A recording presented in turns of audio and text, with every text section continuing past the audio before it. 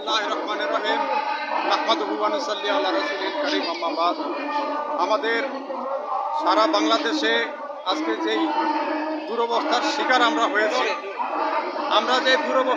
হয়েছি, এটা অনেক তরিকতের আশিক প্রেমীর ভক্তের মনে বেদনার অশ্রুকরণ হয়েছে।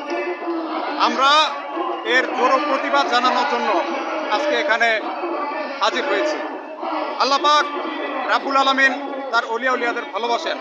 হাদিস শরীফে আছে, অলিয়া উলিয়ারা আল্লাহ রাসূলের জুব্বার নিচে, রহমতের চাদরের নিচে। কিন্তু আজকে তাদের এত অসম্মান বাংলাদেশে কারা? শিক্ষকের গলায় জুতার মালা কেন? কেন হবে শিক্ষকের গলায় জুতার মালা? আজকে শহীদদের মূর্তি ভাঙা হচ্ছে কেন? এর পিছনে কারা আছেন আমরা এটা জানতে চাই।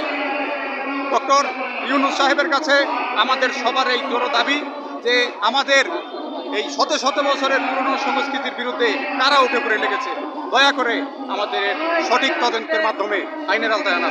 সকলে ভালো থাকবেন। আসসালামু আলাইকুম। সবাইকে ধন্যবাদ। বাংলাদেশ গর্ব লাইভ সাথে থাকার জন্য সবাইকে ধন্যবাদ।